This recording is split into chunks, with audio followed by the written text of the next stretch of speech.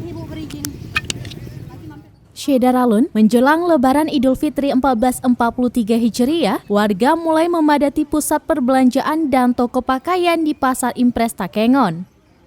Bahkan, lonjakan pembeli baju Lebaran diperkirakan akan terus meningkat seiring beberapa hari ke depan.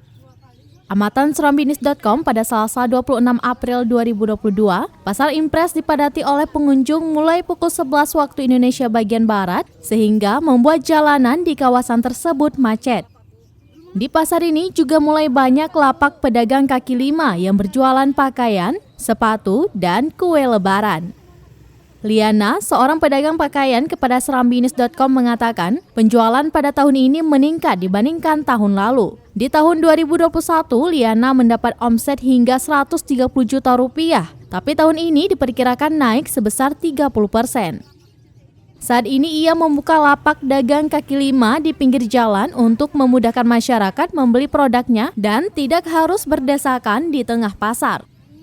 Liana menyebut gamis merupakan pakaian yang paling banyak diminati pembeli saat ini, khususnya gamis abaya Turki dan baju kaftan. Untuk tahun ini penjualan kita mungkin lebih baik daripada tahun sebelumnya pada masa Covid.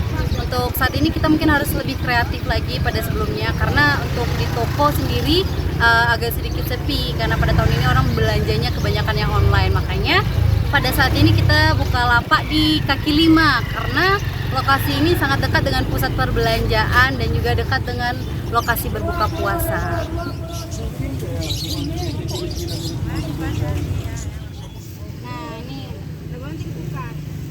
Dari Takengon, Syeda Ralun Bagus Setiawan, Serambi On TV.